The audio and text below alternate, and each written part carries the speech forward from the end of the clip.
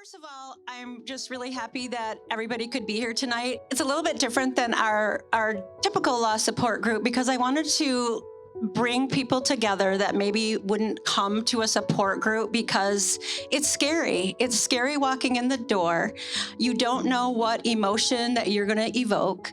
But I just want you to know that this is a really safe place. And if you have tears, it's okay. You can shed them. If you need to walk out of the room, it's okay. We're here to support each other. We're here to show unconditional pink love to one another and hopefully bring understanding to something that's so difficult to understand. So with me today, I have Barb Dorlag. Barb has been with me for the past 4 years. She started at the very beginning of our support group, and Julie Gregory.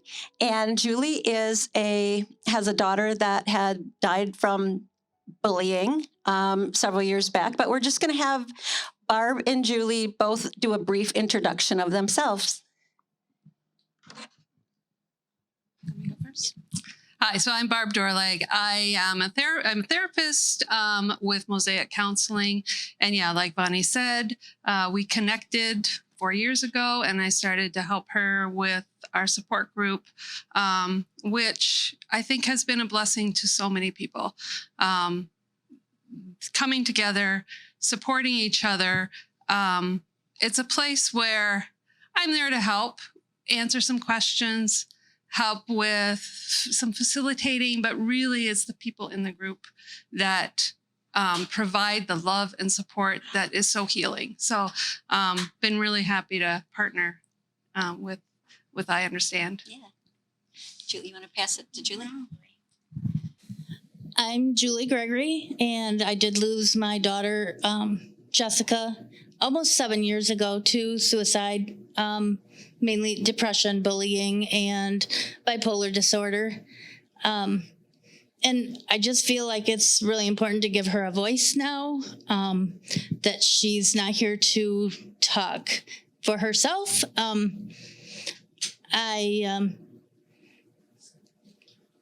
This isn't always easy. It brings a lot of emotion up, and I am not a public speaker, so this is not a comfortable place for me to be sitting.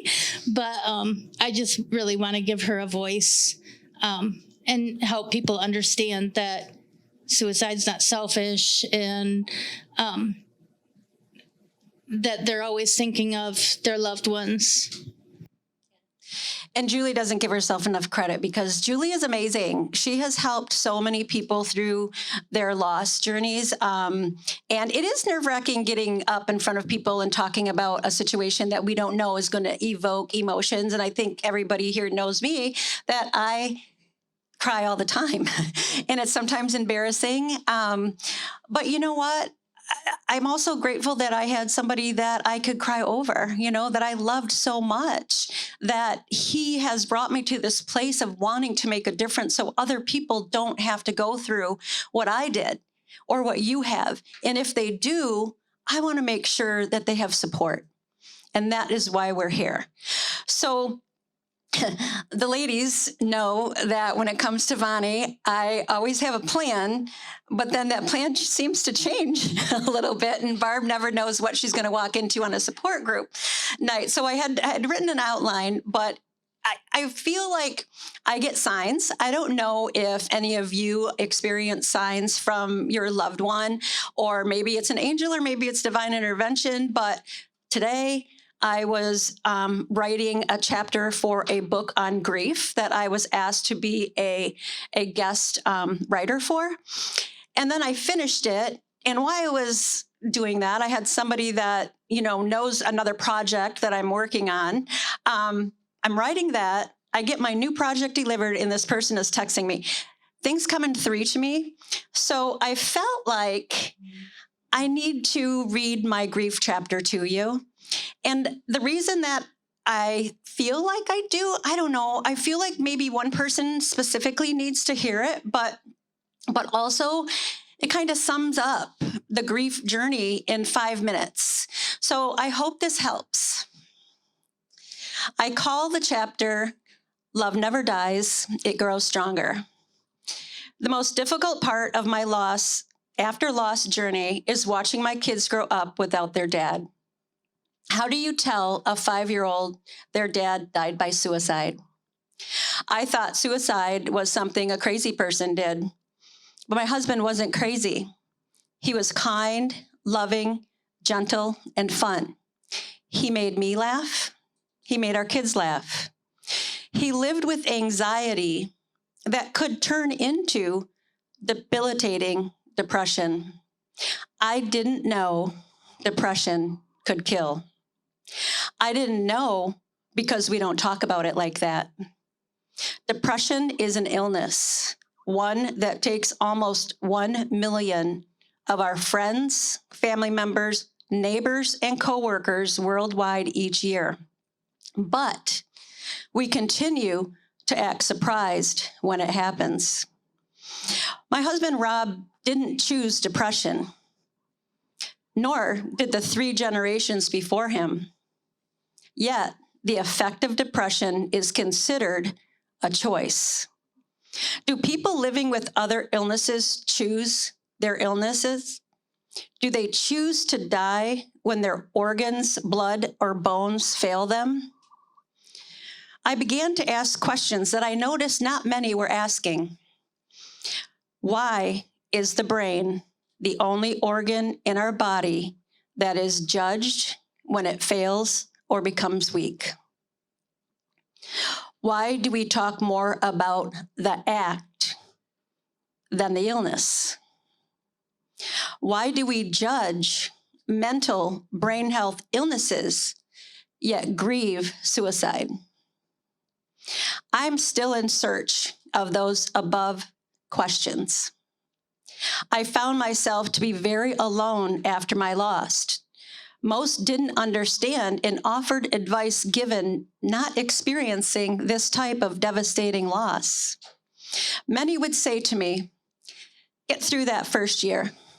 The first year is always the hardest. I plowed my way through the first year anticipating the grief-free pot of gold at the end of the rainbow, but it wasn't there. The pot of gold was empty. An empty feeling lingered throughout my journey, not just through the first year, but through the second, the third, and now 18. The anticipation of something magical happening once I got through the first year made the second more difficult than the first. Rather than hiding behind my husband's death, I started talking about it. I wanted to talk about how my husband lived, not how he died. He was so much more than his illness, yet so many focused on his death. Most didn't know what to say or how to include me or the kids. A couple friends disappeared. I would get the occasional, Mike is out of town, do you want to meet for dinner? It is a rare occasion that I would be included out with couple friends. During those times of feeling left out or being included and then not wanting to go was an emotional roller coaster. I began changing the way I talked about suicide because it was dark and scary and unknown to me. I stopped lying. Rather than telling others he died in a more acceptable way, like a car accident, cancer, or a heart attack, I began telling the truth. My husband died from depression. I would get looked at a bit strange because many will say he committed, completed, or even killed himself.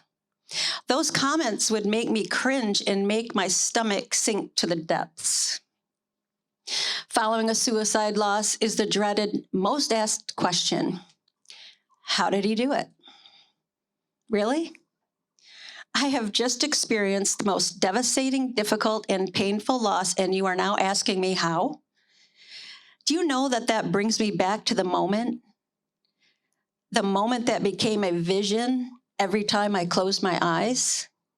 The moment that doesn't allow me to open a closed white door? The moment my life changed.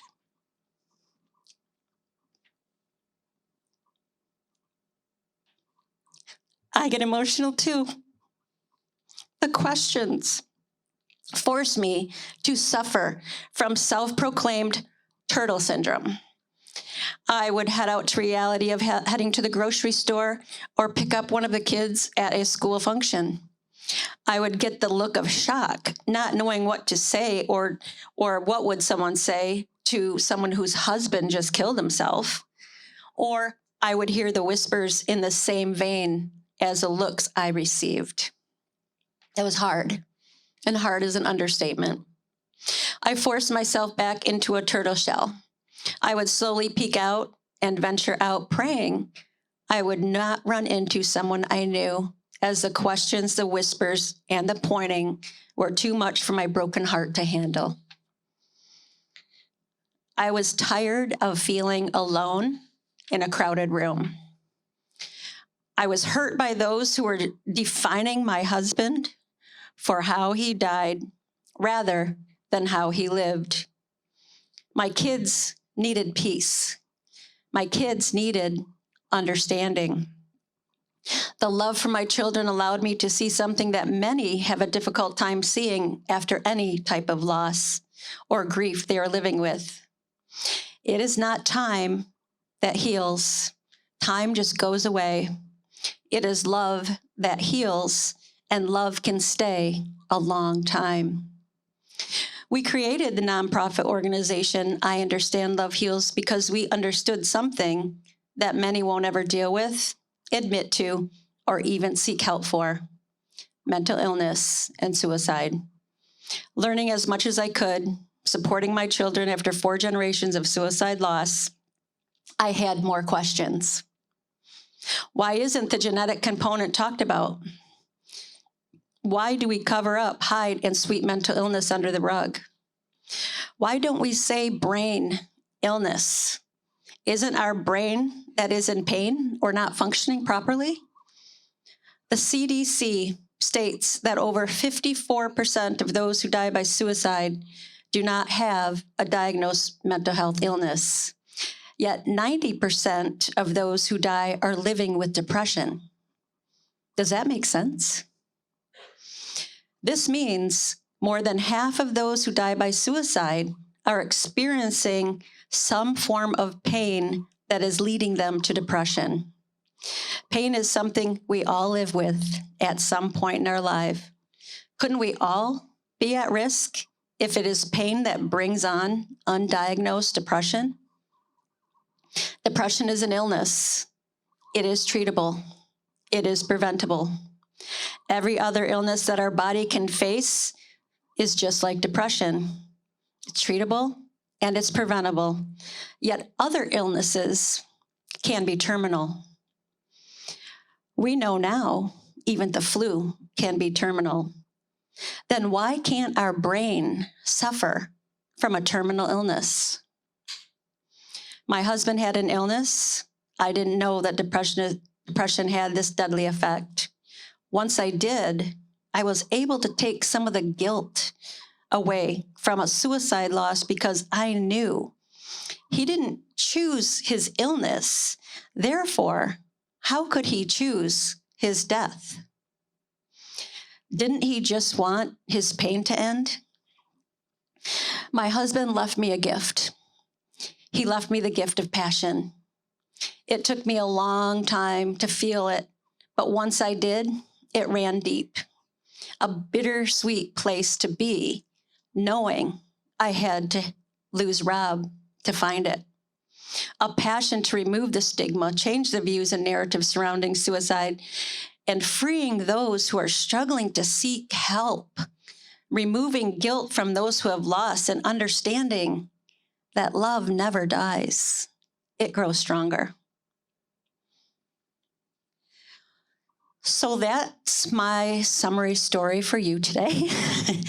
I felt that it was important because I feel like it really touches so many of my beliefs and how I understand came to be. And it's about asking those questions. Why is mental brain health illness so stigmatized? And I think we're going to look at Barb for that. And let's talk a little bit about stigma and why is it so prevalent, and why do people sweep that under the rug? That is such a hard question. Why people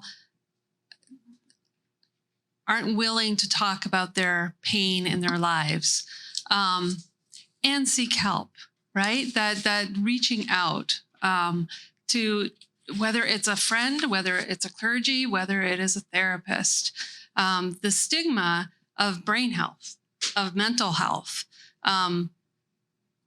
People get this idea that it's a weakness, right? And that somehow you're just not strong enough, that you haven't pushed through. Pull yourself up by your bootstraps, right? You just have to stop feeling sorry for yourself. As opposed to speaking of your pain, I have noticed that whenever someone starts to speak of their pain, it gives permission for everyone else to start speaking about it. And all of a sudden, the whole conversation changes, because now it's like somebody gave permission. It's okay to not be okay, and to reach to the person across the aisle or the person at the next desk and say, you know, I'm with you. I feel pain too. I hurt. I struggle. I don't know how to get up in the morning. And there's so many sources of pain, and especially with the pandemic. So you speaking about your pain, you speaking about what you struggle with, you don't know who that's going to impact and who that's going to. I'll give permission for them to reach out. Yeah, and I think that that's a really important message, and I think it's a good time to bring up pain, and the pain that our loved ones are suffering, or the pain that you may be suffering. As a part of my definition petition to change the definition of suicide from one who intentionally kills himself to an effect of a mental brain. We have to include the brain, because the brain is the organ that is not working. And as I said, the CDC states that 54% do not have a diagnosed mental health illness. Where are they? What is bringing them to the suicidal thoughts and action? It is pain. So where does pain come from? It comes from grief. Some people that have lost their child or their spouse, they want to end their life because they want to be with them. Pain from bullying, pain from isolation, physical pain, pain from heartache, pain from divorce, pain from financial devastation. All of these things can bring on suicidal thoughts and action because there's a fear.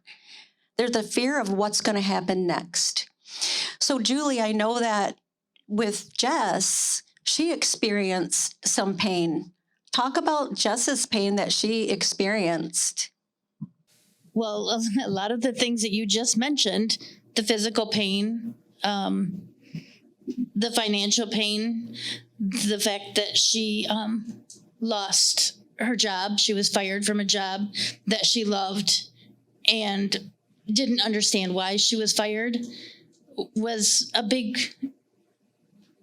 part of her loss. You know, all of those things really affected her. She was sure that she was going to go live under a bridge because she was financially ruined.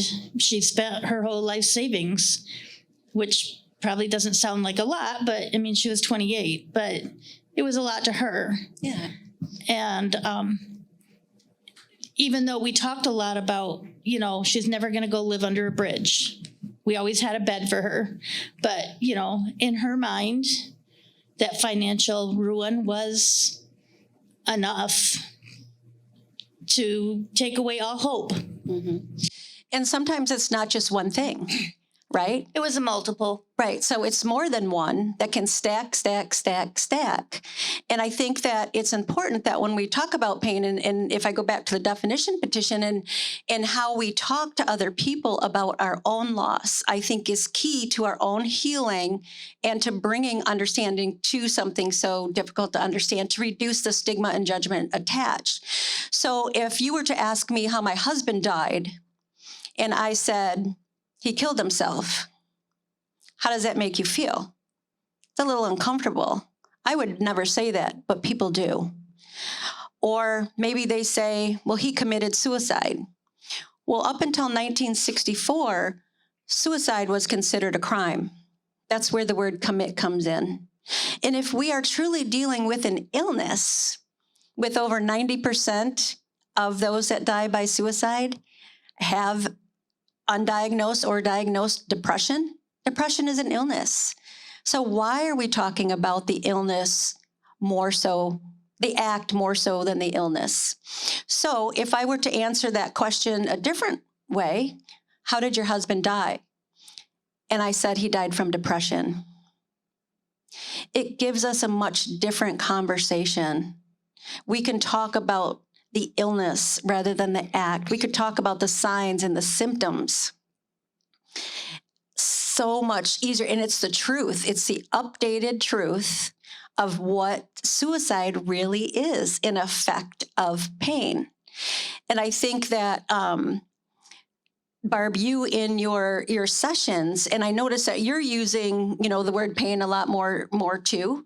What kind of advice do you give to those that, are struggling from a type of pain yet aren't diagnosed? So part of what I do in the session is really try to, I often say I see everybody as I need to understand your life and the puzzle of who you are. And then we work through what's missing, where is your pain, and finding hope, right? Like that's often what each session is about, is can we find hope? Is there a way to understand ourselves better? When a person first starts coming to therapy, that is just getting in the door is such a feat, right? Like that is something that they need to give themselves a pat on the back for, and that they had the courage to do that. And when they do that, there's a little hope, right? That they have someone who will walk through this with them, and then really working through sort of some of just being a good listener, being able to listen to them and to hear their pain, because so often we're hiding. We hide that part of ourselves because our coworkers need us to be a certain type of person. Our families need us to stand up and fill that role and be the support for everybody there. And so what we feel inside, those deep, scary feelings, need to have a place to be voiced. And so providing that space, right, to speak your heart, to speak to your pain, and then we work through how do we move through that? How do we understand it differently? How do we strategize a different way of being? And how do we find hope for tomorrow? So for the family members that have lost, and they may be carrying a lot of guilt because maybe they didn't see that pain, they didn't see the suffering that their loved one was dealing with and living with, can you help them to understand, to not feel the guilt that's associated, because we only know what we know? So guilt is so often comes with the loss, losing someone to suicide. Because you can't help but look back and think about your every conversation, your every, what you did do, what you didn't do. Were you there when, what if I had come home 15 minutes early? All of those questions. It's so hard to not go there. And I often say, you didn't know. Right? Like, of course, if you knew that was going to happen at that time, you would have rearranged everything in your life, but you didn't know. You can't judge yourself and feel guilty and feel responsible because you didn't have that information. You were doing the best with what you had at the time. And to have grace for yourself that, it's, grace for yourself that, yeah, you didn't have that information. They knew you loved them, right? And that's so important to remember. And yeah, that I think that releasing that guilt is a really difficult thing. And you do need to talk about it. Like, it's okay to feel it. It's okay to talk about it. And in talking about it, you can start to release yourself from it and recognize that when people die by suicide, it's never one thing. It's not one argument that you had, because I have a lot of people that they, evaluate that last conversation. I was irritated with them, right? And then it happened. It wasn't one thing, right? It's such a complicated story that gets the person to the place where they've lost all hope. Julie, and as a mom of someone who has lost, I think that, guilt is such a big part for so many. I know that it's very rare when we come around people that really didn't feel the guilt. I know that I am with you on this one. I knew my husband struggled. I knew he had an illness. I knew he fought depression and anxiety. And I knew that I did everything that I could possible. And I had no regrets. And I think having no regrets to that really helped me and really forgave the guilt that I could have had. And Julie, you too have, I think you've said you've known it was a matter of when, not if. Yeah, I, and to some it might sound heartless that I don't have guilt, but I know that I was there for her. Every night I listened to everything she had to say. I knew that she was going to counseling. I knew, that she was taking her medication at least for the 11 months out of the year that she truly suffered. I knew about this stuff she would never promise me that she wouldn't take her life. She just wouldn't. But she knew that I loved her and that her family cared. And, it was an unconditional love that we had, and we all understood, or the ones that knew of her struggles. And yeah, I don't have that guilt because I was there for her. And I know that she knows that I would have done anything for her, but in her mind, things were just gone too far and she couldn't get out of that. Well, and you mentioned unconditional love, and to me, that's the only way to love, and that is why there's so much pink around. And pink is gender neutral, guys. Guys can wear pink. We don't want to judge people that wear pink, but pink is all about unconditional love, loving ourselves enough to get the help and support that we need, and loving each other for who they are. And sometimes in our daily life or even our homes, we forget about that. And it's so important to remember the pink. So I wanted to bring that up because we both love pink too. Yes, we do. And then I also want to just bring up, when it comes to the guilt, the three sides. There's three sides of us. And I know that the people that join us on our support group on a regular basis hear this like every week or every month. But shortly after my husband's death, somebody said to me, how could you have known? We have three sides to us. The first side is a side that you're seeing here right now. What you know of me here today, my public self. Hopefully you think it's pretty cool. The side that I go home behind closed doors and with my family, it may look a little bit different. It may be, I might be a little bit angry sometimes. I might get mad. It's just different than what I'm showing you here. But then there's a side of me when I go in my bedroom, I shut the door and I'm all alone. Not one person has access to my thoughts.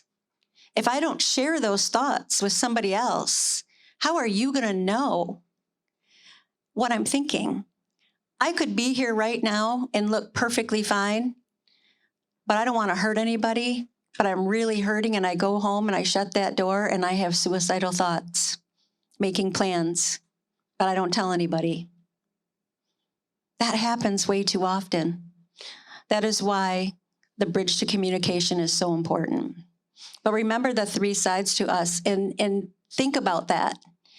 Sometimes we don't know. We only know what we know. And I hope that can relieve the guilt from any of you that may be feeling that right now. I think another topic that's important is one that is, but they said they would never do that. My husband told me the night before he went into the hospital for 4 days that he was having suicidal thoughts. But he couldn't do that. He would never do that to me or the kids. And the next day at 8 o'clock in the morning, I'm on my way to the hospital in an ambulance. Why? That question nagged on me for months until I got a phone call from a friend of mine that was traveling, got a letter that I sent to everyone, and she was so shocked to hear. And I said, but he told me he would never do that. He told me he would never do that to me or the kids. And she goes, I have an answer. 3 words. The moment changed. And that moment that he told me that, he couldn't do that. But the next day he got up and he had to face the anxiety and the depression that he was living with. And in my mind, and we have talked about this in support group before, in some ways, I believe it was an act of love. He felt as if he was a burden to us and we would be better off without him. Can you talk about that a little bit, Barb, about burden? Burden is the number one word that I hear from those who attempted and survived, that they felt that they were a burden. Yeah, you're right. That is the common a common feeling that people have when they're at that place of considering taking their life. And I think that the remembering that suicidal thinking is not logical thinking, because if somebody was engaging with their logical part of their brain at that time, they would look around and know that that's not true. Right? They would look at their family and they would know, no, I need to be here. And so something that suicidal thinking is it's distorted. It finds a way. It's sort of this emotional, I feel like I'm in a burden, so therefore it must be true, right? And it's so hard, right? When you hear that as their loved ones, right? Like you want to scream out, of course not. Of course not. I want you here with me, no matter what. But in those moments, right? And I think when you say the moment changed, so someone can be so like, yes, I will be here. I won't do that to myself. And then the wave of pain or grief or sadness hits them and they can't see past it. And they think, I can't continue to do this to my family. And if you can, if we could, reverse time and convince them in that moment, no, you're never that much of a burden, right? We can get through this together. And I think it is important too, to remember that speaking about suicide, right, with people that you are worried about, are you going to hurt yourself, is really important, right? To not be afraid. You're not going to put the idea in their head. You're right. To ask them, are you considering suicide? Have you been having suicidal thoughts? Just brings it out in the open and gives it an opportunity for them to not feel alone and to not let some of those distorted thinking to take root, that I'm just a burden, right? Mm-hmm. So asking if you have loved ones, right? Or if you're in that space yourself, to tell someone, I have these dark, dark thoughts, and they scare me, right? Anything you bring out of the dark and into the light mm-hmm. has a hope of change. Yeah, I have the sign, be the one for someone. I mean, that's one of our important messages. And I think it's important to say that be the one for someone, but sometimes that someone is yourself. And sometimes grief pushes us to unhappy thoughts.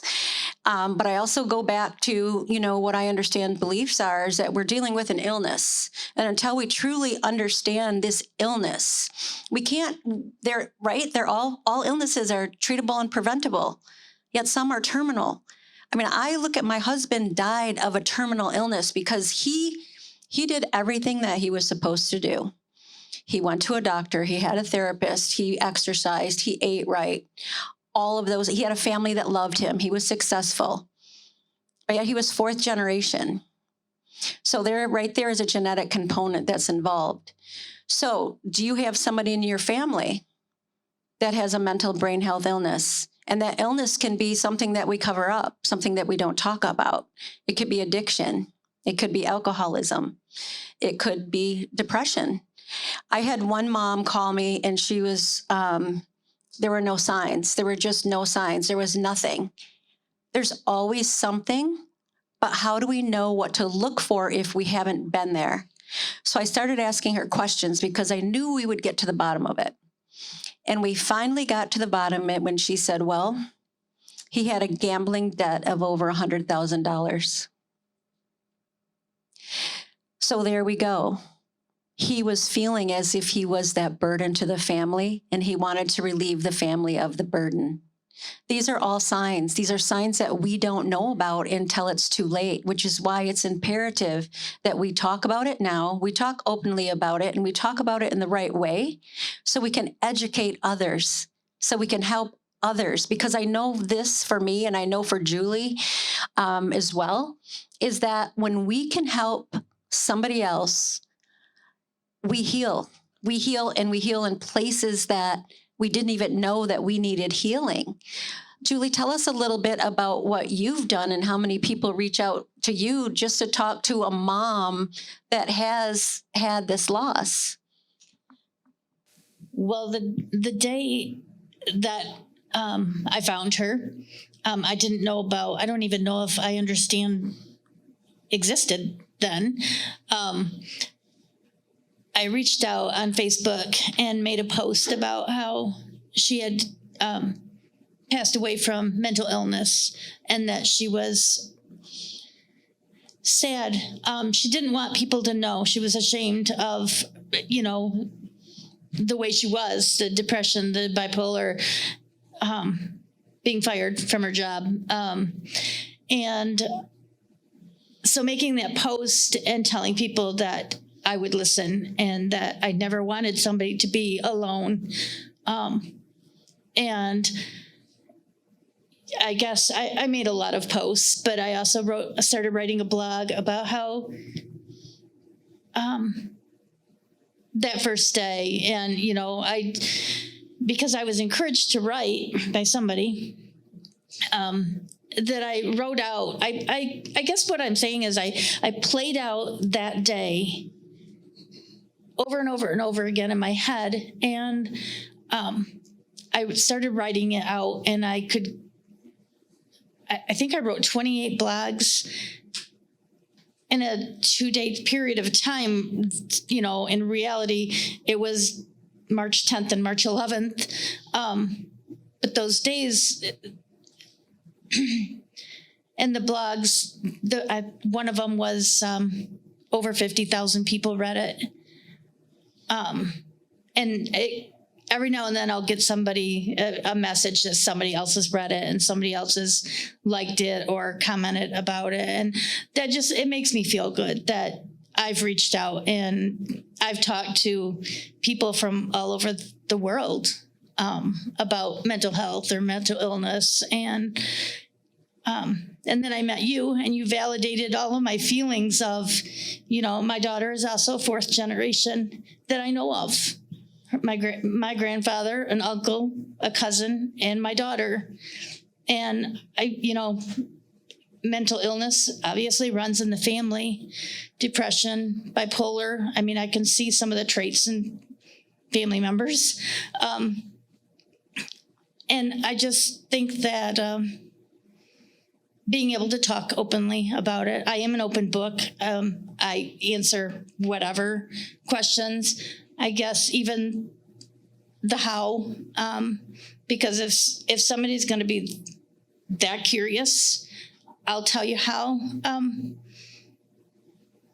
Maybe not quite as freely anymore, because it's not as important as how is, but why. But I've answered that question probably 100 times. Because if you want to know, then, I tell you. I'm an open book. Where can people find your blog? It's picking up the pieces 63 at WordPress. It's at Picking up the .wordpress. pieces, 63 at WordPress. Yeah, I think Yeah. that's what. And I think that it's important to talk about. I mean, this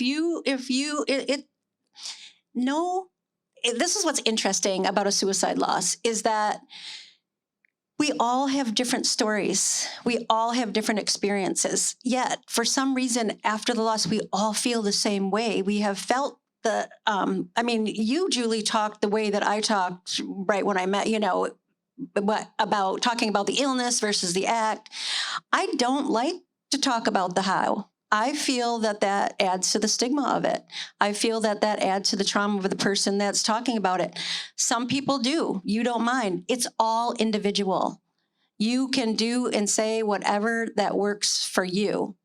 This, I understand, is based on my own lived experiences. My lived experience brought me to a very, very uncomfortable place when my children were very young. And I wanted to be able to talk to them about how their dad died in an open, honest way. We have a partnership with the Sheriff's Association because I sat and was interrogated after my husband's loss, basically asking me if I, where all of the stuff he got came from. That was hard. I have a son on the autistic spectrum, which has encouraged us to fund a sensory room for children on the autistic spectrum who are at risk of harming themselves at Helen DeVos Children's Hospital. So the passion runs deep. I don't want people to go through what I went through, and that's why we're here today.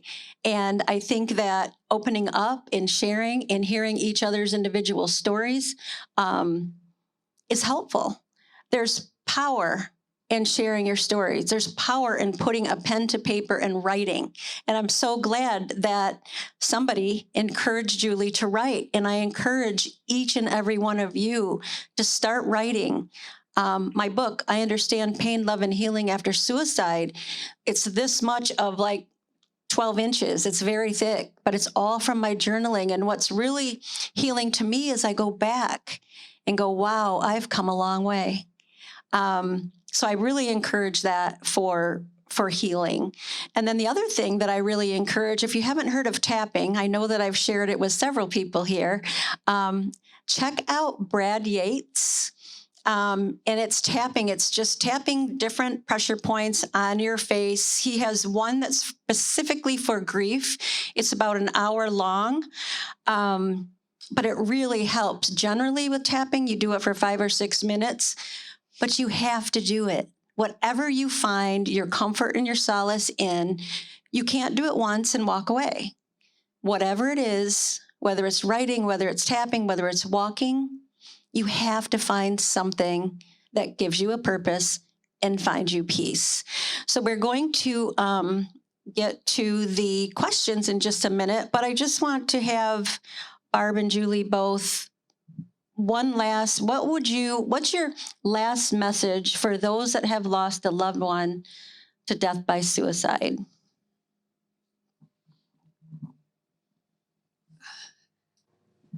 Share your story. Just reach out. And we think about the support group, which that's what the support group is. Talk about your loved one. Give people permission to ask questions.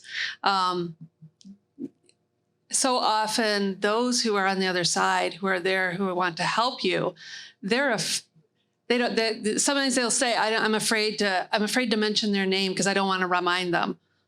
You're thinking about it every day, all day, right? And for someone to say, I remember so-and-so for his laughter, right? That's so important for you, and for you to give people that permission to talk. Talk about who they were, not the how, right? But who were they to you? You have that's healing for you to remember them and to share their lives with other people. It brings you comfort, and it brings other people comfort as well. I think for me, acceptance that, what has happened, and, I know that people go through guilt, and I didn't. You have to remember that if you didn't know all of the things, then I knew everything. And if love was the one thing that could have kept her here, it would have. So you might not know anything, and that, it's okay, because they didn't want you to know everything or anything. And my daughter, I knew everything, and it wasn't a matter of if she was going to do it. It was a matter of when. And I couldn't be with her all the time, and that's okay. It's not my fault that I couldn't be with her. She's an adult, and I can't babysit her 24/7.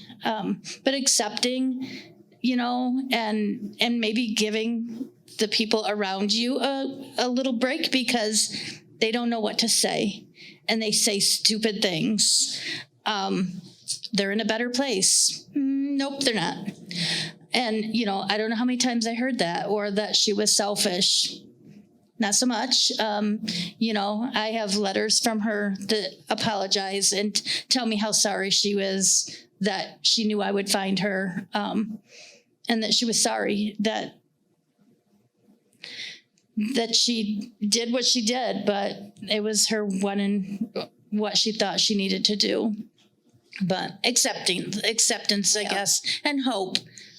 That hope is a big word of mine. It's all over my house, because there's always hope. There's always things will get better, as long as you have a tomorrow.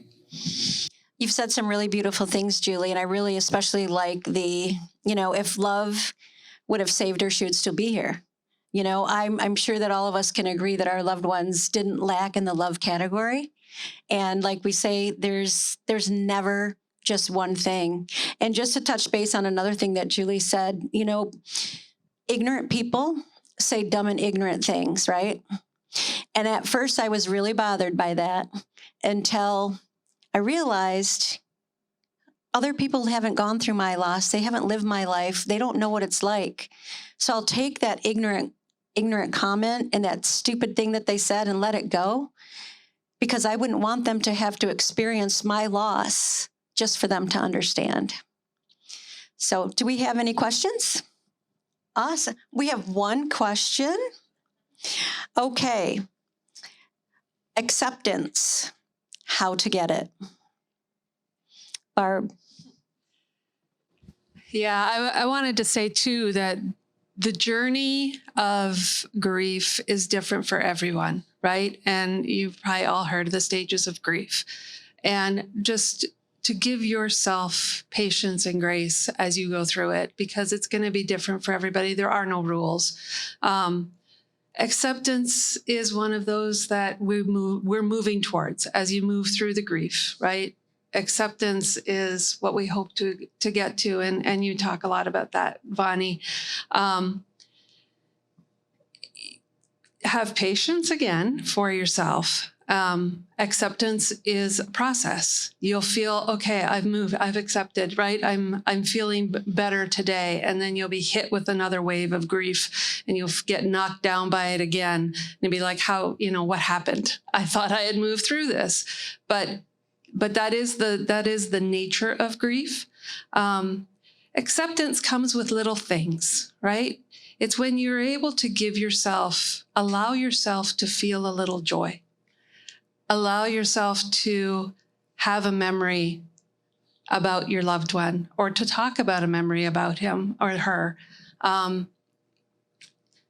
to laugh, right?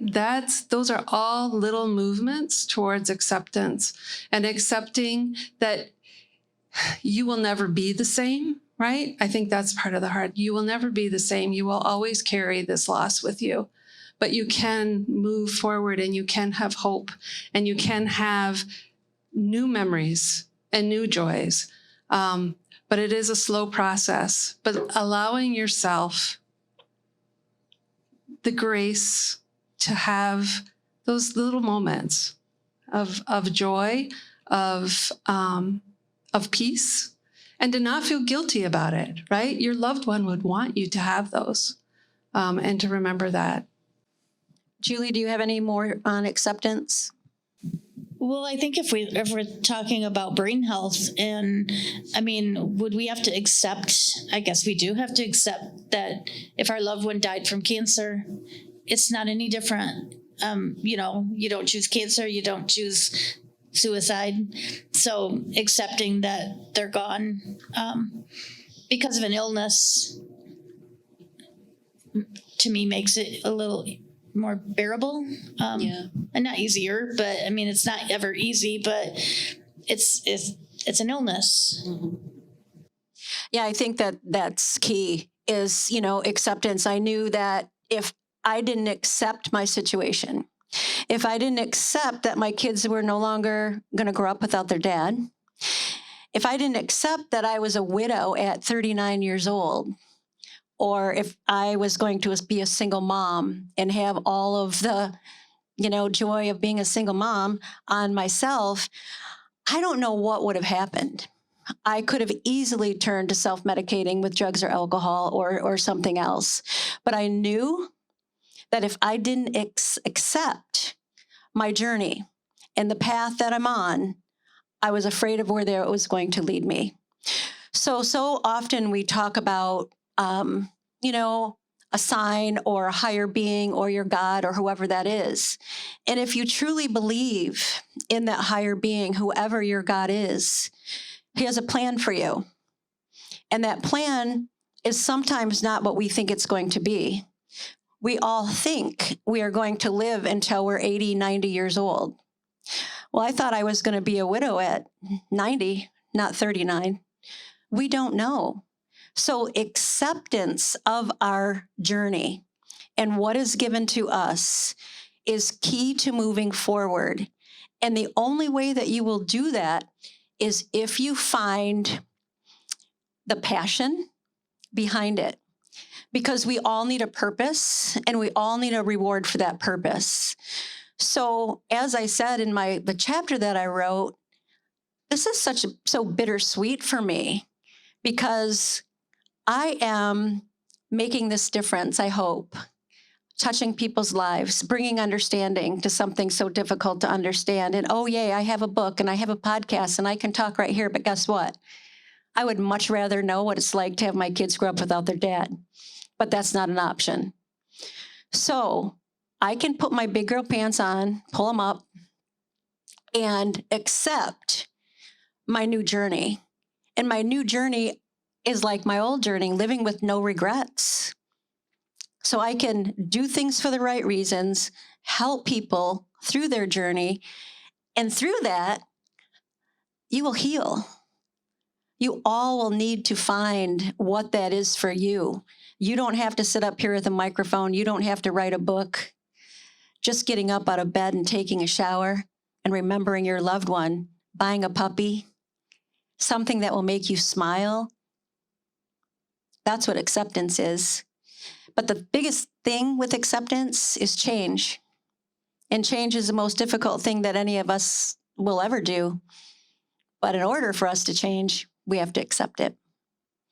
So do we have any other questions? Yes. Yes, you in the back. Repeat the question that Paul asked you. So Paul wants to know about my trip coast to coast, where I took Vonnie's pink hearts and I left a heart in every state that I went to. And I literally walked up to, I'm a very shy person. I really am. And I walked up to strangers and asked them if they had ever been touched by suicide or mental illness. And I proceeded to give them a pink heart, and we did the little pink heart thing, and we talked about mental illness. I don't know how many states we went to, but we went from Michigan through the upper states to California and then down the Route 66 coming back. And I left a pink heart in every state that we went to. And the following year, we went to the East Coast, and I took my hearts and left one in each state that we went to. A lot of them were first responders firemen, policemen, but pretty much anybody that would talk to me. At the gas station, I would just run up to random strangers and say, hey, have you ever, which my husband is in the car going, I can't believe she's doing this, because I really am a shy person. And in fact, in St. Louis, we were in one of those little pods. So I had trapped people in this little pod going up to the top of, whatever that thing's called, I can't remember. The arch, yes. And I'm like, so here we are in this little pod, and I talked to these people about mental illness, and so they heard Jessica's story, and as much as I could get out and, the 5-minute trip up, they probably found another pod coming back down. But it was fun, and, being able to talk about mental illness to strangers, it meant a lot to me, that we left, I don't know, there's 25 hearts, maybe more, because I've shipped them to Canada and Florida. So they did dub me the Pink Heart Queen. Yeah, she has a crown. I do. She has a pink heart crown, and it's finding a purpose, right? And being able to talk, whatever that is for you. I think that's so, so important. And we so appreciated you doing that. It was fun. The strangers, I still do it. I have hearts in my car, and we went up north, and I stopped a state police officer in Gaylord. And we shared the heart, and, we talked. So it's fun. It's a good therapy for me, in more ways than one, to break that little shyness and to talk mental health, give her a voice. Yeah. It's important to me. Yeah, whatever we can do to evoke that conversation, like where I understand shirts and our unconditional love pink. But we have another question. On anniversary days, how do you deal with the anxiety? Tap. Look up Brad Yates on YouTube. You can Google anxiety. You can Google grief and loss. Tap. But I have found, and you have to remember, it's been 18 years for me. I still get choked up. I still cry. But I choose to celebrate his life. I do not mourn his death. I celebrate, and I look for the positive, and I look for the happy, and I talk to my kids about him. Even all these years later, we laugh when we think about some of the things that he did or that he said. So for me, on those anniversary dates, let's get up and celebrate how he lived and who he was, rather than focus on the darkness of his death. Do you have any tips, Barb? I was going to say that's finding something that takes care of you, right? That everybody's going to be a little different, and every anniversary is going to be a little different. But reaching out to someone that you trust, right? To let them know what's happening, that maybe plan for someone to come get you, take you out for coffee, or just check in with you. Finding something that that connects you with the person you lost. Maybe it's a place that you have walked in the past, or a meal, right? Celebrating with a meal or a favorite food. Those can be really healing moments. Telling stories about the person that you lost, about how they lived, who they were, is so important. I would encourage you not to isolate, right? Not to isolate yourself on those days. There may be time that you need for yourself to be alone with yourself, right? And to grieve or to cry, but don't isolate. Reach out to someone just to let them take care of you during that time. Do you have anything, Julie? On March 10th, I've worked every day since, for the past 7 years. I work on that day. I cry most of the day, compose myself before I go into a customer's home and proclaim that it's allergies, and my eyes are red because of that in March. It's not really an allergy season, but we have a party a drinking pink. Even before I knew about Vonnie and her pink, Jessica's favorite color was pink, so this all works out for me. We go to Frankie V's, which was a place that her and I would go to a lot, and we have a party with pink tablecloths and pink balloons, and we celebrate her life and family, friends. Sometimes it's a lot of people. Last year we couldn't have it at all, so I sat home and cried. But it's okay. It's okay that I'm not okay. Yeah. And it's okay for others to be not okay. You just have to talk about it and get the support that you need. Does anybody else have any other questions? Yes, sir.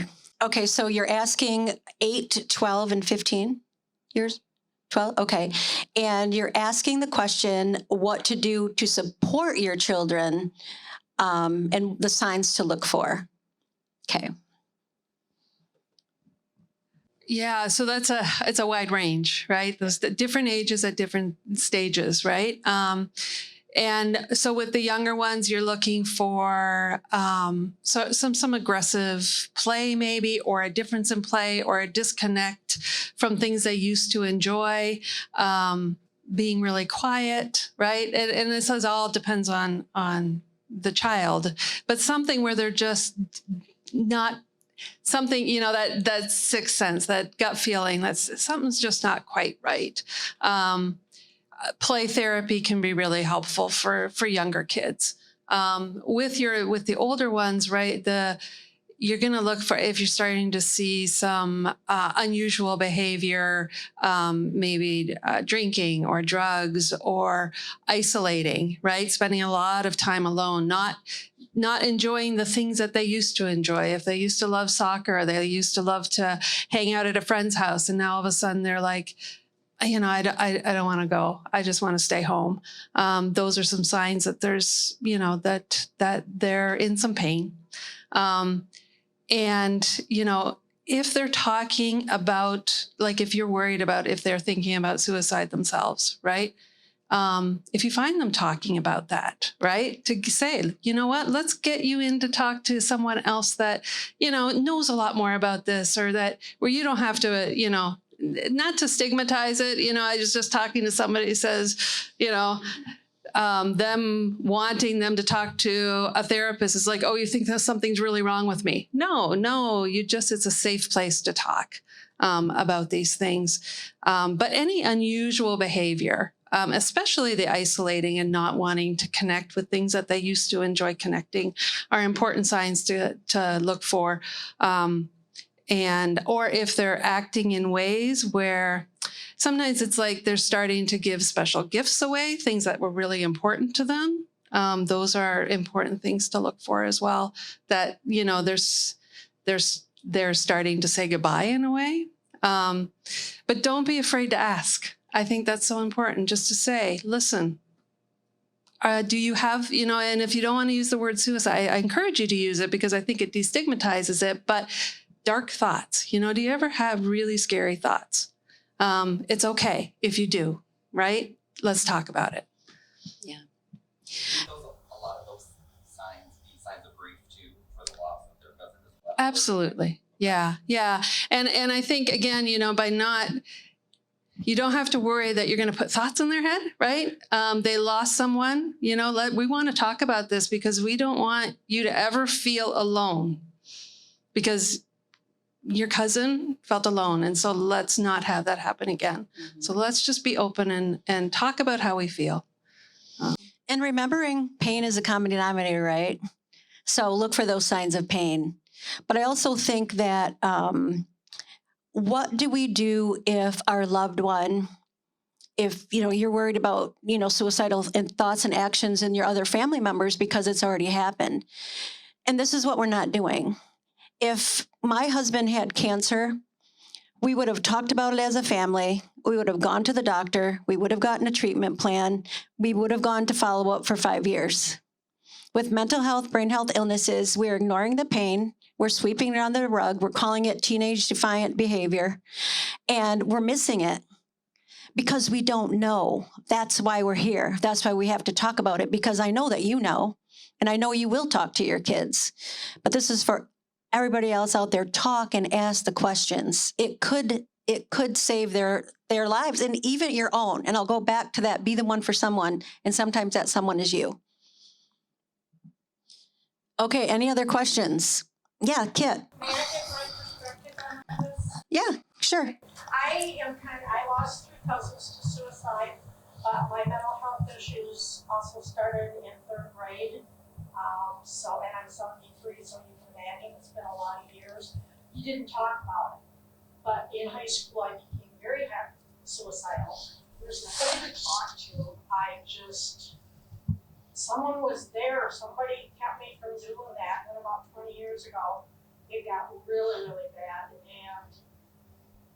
I was lost. I was as gone as whatever they said I was going through, and it just seemed like at that last second, there was somebody that I could call that said, just hang on, 1 more minute, 1 more hour, 1 more day. And I was going to a really good psychologist, and he made me promise that if I was gonna do that I had to tell him first. He said, then it's your decision. He said, but I do not want to live the rest of my life, because he wanted to put me in high arrest, and I didn't want to go. And he said, I do not want to live the rest of my life knowing that I had a hand in that, because I didn't, put you away or whatever, not put me away. So that's kind of, but the thing that I really want to stress is that it is the pain. I had family, I had friends, I had jobs I loved, I had everything. But there was this thing in my brain that was sick, and I just needed that pain to stop. So for all of you that have lost somebody, it's not you. It's just like what Julie said, that you can love them to death, but sometimes it's not enough. And I just got that extra little push at the last minute, or I wouldn't be here too. So please just don't, when you think about believing yourself, remember that. Yeah. Yeah. Thank you, Kit, for sharing. It's always important to hear somebody else's perspective, because debilitating pain. I mean, it comes down to debilitating pain wherever that pain is coming from.